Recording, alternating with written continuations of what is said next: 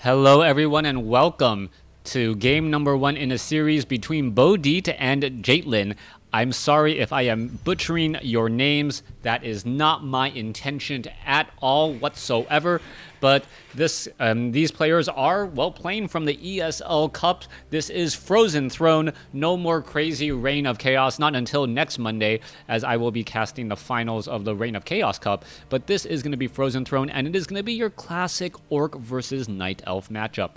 Got to give a big shout out to Walker, first of all. Walker contacted me after he, I believe, partially launched the ESL WarCraft 3 page on Facebook. If you guys have not done so already, definitely head over there, give it a like, and you guys can sign up for the tournaments as well. With only, I believe, not that many players, maybe up to 32 players right now, you have a pretty good chance of being able to fight your way into the finals and, well, get a game casted by me. I know a lot of viewers have been asking, how do I get a game cast by you? And there has never really been an easy way to do so. Well, now all you have to do is, well, not all you have to do. What you can do is get to the finals of this tournament. Anyways, let's go ahead and break things down in this Orc versus Night Elf matchup here on Echo Isle. You can see Blade Master already being trained up as the Voodoo Lounge is being constructed. Back across over here, Demon Hunter is being trained as well. And we are going to have your typical archer. Now, with these types of players, I am expecting very typical strategies. Raiders and Spirit Walkers from the Orc player going up against Druids of the Talons from the Night Elf. Now, what does that really mean? It means that we should be looking at a Tauren Chieftain as the secondary hero as opposed to the Shadow Hunter. Why is that important? The Tauren Chieftain is much better at dealing with those Druids of the Talon, as normally the Blade Master is just always going to be up in the air. The Shadow Hunter is a better support hero for the Blade Master if the Blade Master can stay alive on the ground and constantly dealing damage. That is not the case when it is going up against Druids of the Talon, since Cyclone is such a strong ability. Add to the fact that those Druids of the Talon deal magic damage to grunts, making that front line rather easy to get taken out. We are going to see a Ring of Protection +2 picked up. Most likely that Scroll of Town Portal will be sold, and with that, we'll see where the Blade Master will be traveling to next. Demon Hunter runs around the corner and does not know that the Blade Master is right there. Demon Hunter going to get some easy free kills or shots onto that Grunt, but really nice play by the Grunt here to purposely split off away from that Blade Master.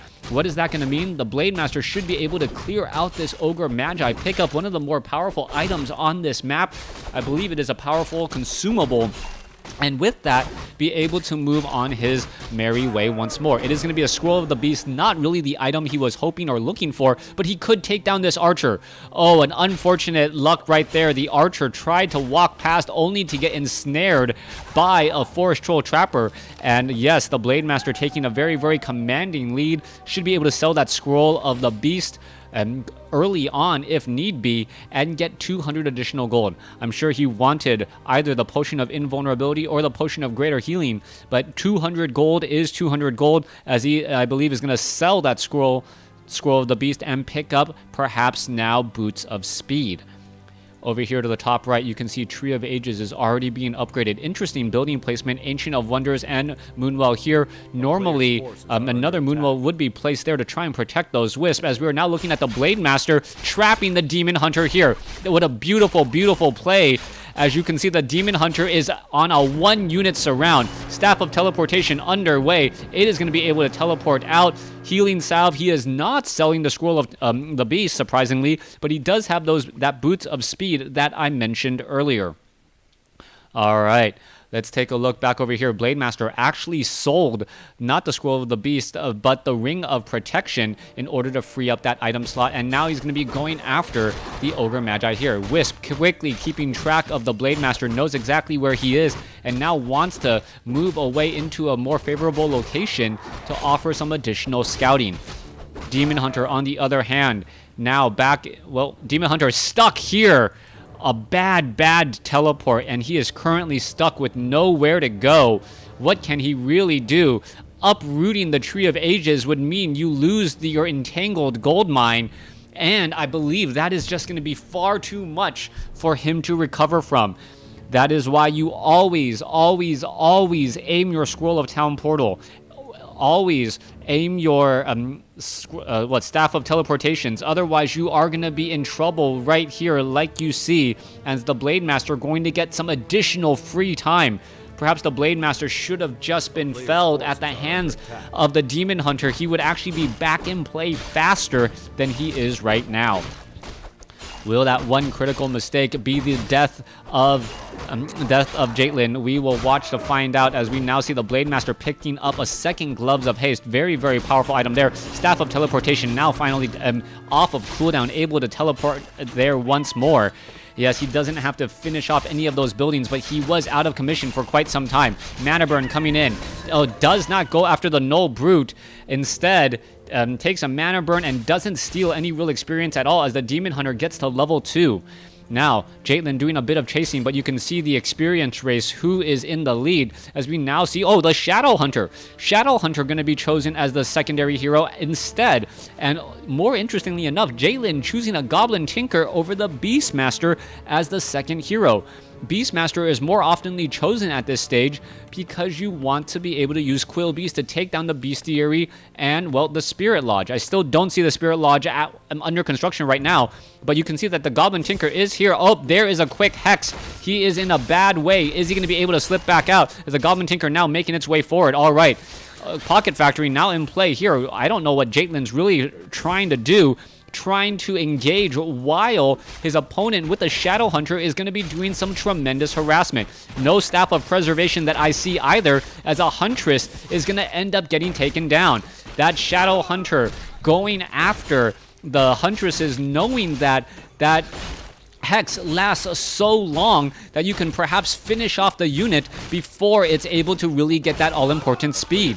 All right, Blade Master already up to or almost at level 3 already, as he's going after the units once again. There's another critical strike. Meanwhile, Grunt trying to run away from the Demon Hunter. Will it be able to do exactly that? That is a big question there, as the Blade Master getting in another critical strike there. One more shot should do it. There it goes. Blade Master now sitting at 3, as the Grunt is going to run all the way in the back here. All right, no ensnare at all. A Raider is going to be trying to position itself so that the Demon Hunter can't get any kills. And you can see that the Raider is now, well, holding position here. The Demon Hunter, what is he really going to do? Demon Hunter is trying to go after these units. The Raider is now going to engage. There is the Staff of Teleportation once more, as the Blade Master is still wandering around. Very strange game so far. Mistakes making for some interesting plays, as the Blade Master now using a Clarity Potion and a Healing Salve, and also picks up a tiny Great Hall. That does mean an expansion will be going down here for Boedt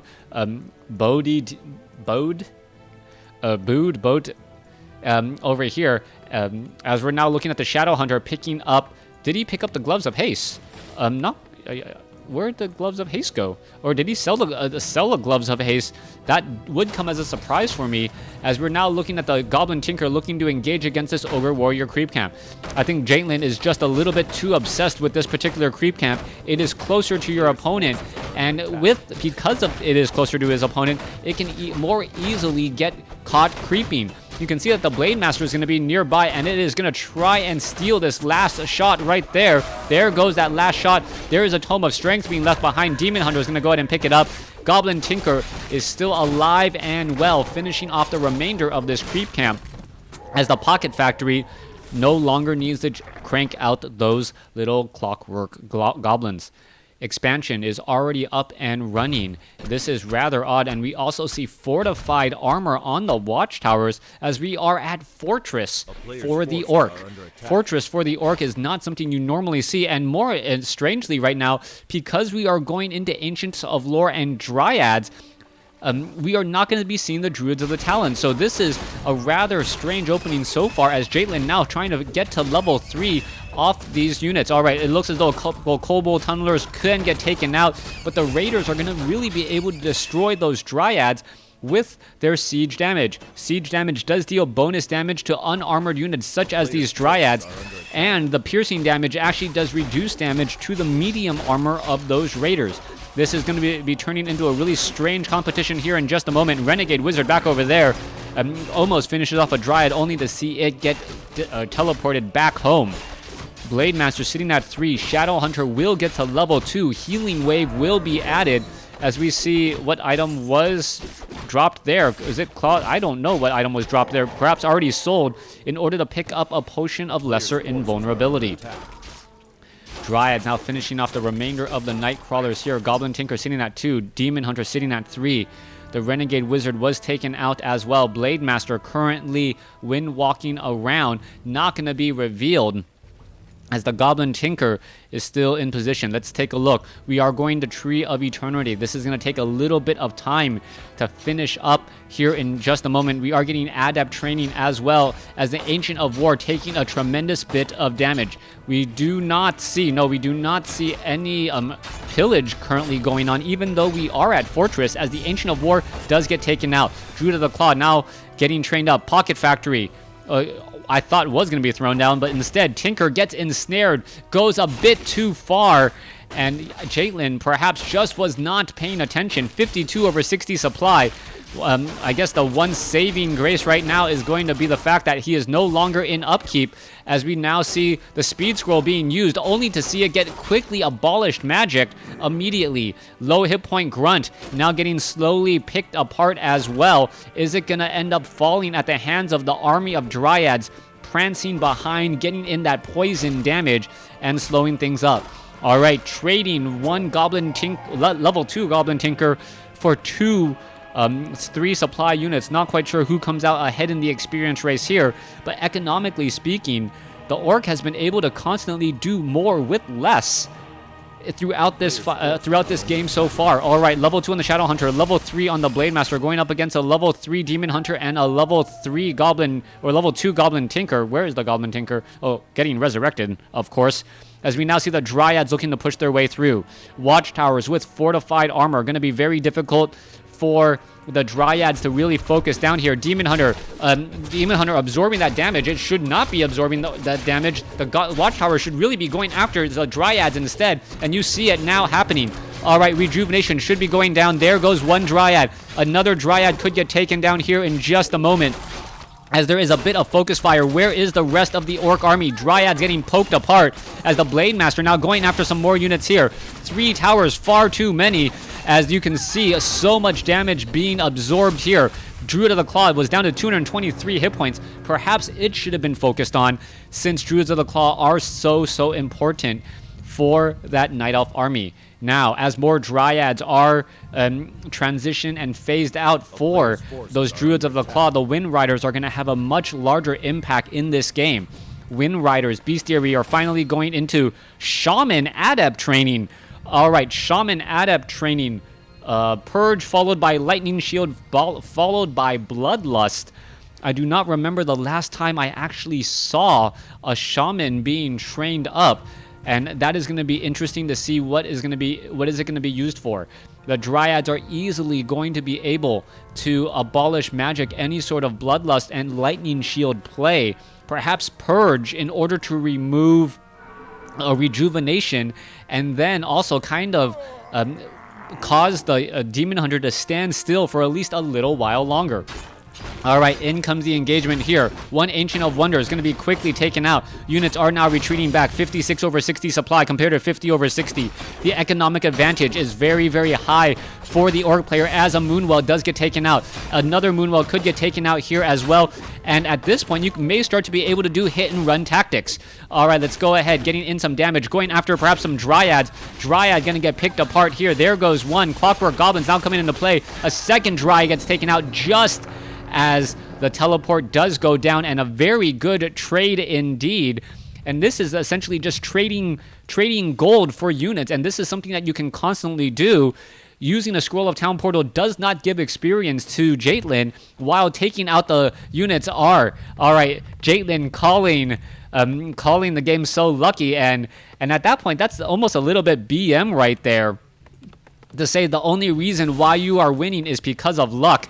Druid of the Claw also slowly being digested over time, as we now see the Demon Hunter make its way off over here. There is a bit of attacking once again. Are we going to see repairs once more? We should be looking at focusing onto those Dryads. Staff of Preservation should be coming into play. Wow, that Dryad needed to leave a moment earlier. Not going to happen, as we now see more and more attacks happening on the Demon Hunter. The Demon Hunter not the primary target. Evasion too big of a skill, as we now see the Blade Master coming into play. The Blade Master really needs to go after those Dryads, and those Dryads only, as you see a 180 critical strike now go down. Blade Master now going after the Druid of the Claw. You see a beautiful use of that Orb of Lightning, as more units are going to get taken out as well.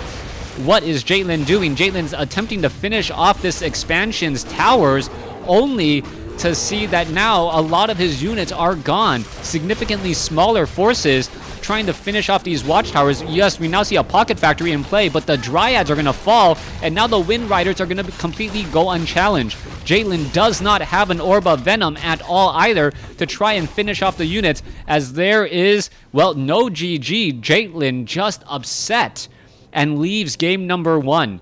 Let's see what's going to happen in game number 2 in this best of 3 series. Thanks for watching. Thanks for listening. Hope you guys are enjoying it.